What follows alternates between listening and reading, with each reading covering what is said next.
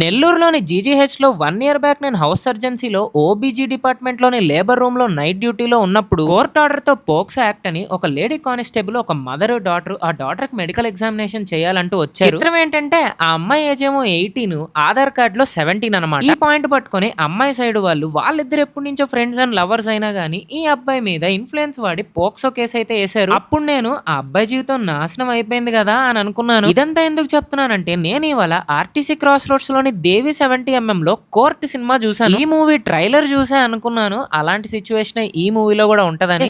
అలాంటి సిచ్యువేషన్ ఈ మూవీలో కూడా ఉంది. ఇంకా మూవీ విషయానికి వస్తే ఫస్ట్ గా నాని గారికి సెల్యూట్ కొట్టాలి ఇంత మంచి మూవీని ప్రొడ్యూస్ చేసినందుకు. ఇక డైరెక్టర్ రామ్ జగదీష్ గారి గురించి చెప్పాలి. ఆయన డెబ్యూటెంట్ అంటే ఎవ్వరు నమ్మరు, బాగా రాటు తెలియని డైరెక్టర్ లా తీశారు ఈ సినిమాని. యాక్ట్రెస్ విషయానికి వస్తే రోషన్ అండ్ శ్రీదేవి గాని అలానే శివాజీ మంగపతి గారు ఇచ్చి పడేశారు. ప్రియదర్శి, రోహిణి, సాయి కుమార్, హర్షవర్ధన్ గారు చాలా బాగా చేశారు. ప్రతి క్యారెక్టర్ కి మంచి సీన్లు పడ్డాయి. Best output from TFI in the recent times by. ఇది లైలాలు గీలాలు కాదురా, ఎలాంటి సినిమాలు తీయాలి టిఎఫ్ఐ ని 10 మెట్లు పైన పెడతాయి. బాలీవుడ్ కి పింక్ ఉంటే మా టిఎఫ్ఐ కి కోర్ట్ ఉందిరా. ఎంటర్ నిబ్బా నిబ్బీలు లవ్ చేయండి అమ్మా, 18 దాటాక్ చేయండి. 18 లోపు చేశారంటే అటు పక్క మంగపతి లాంటి ఉంటే మీకు మెంగపతే.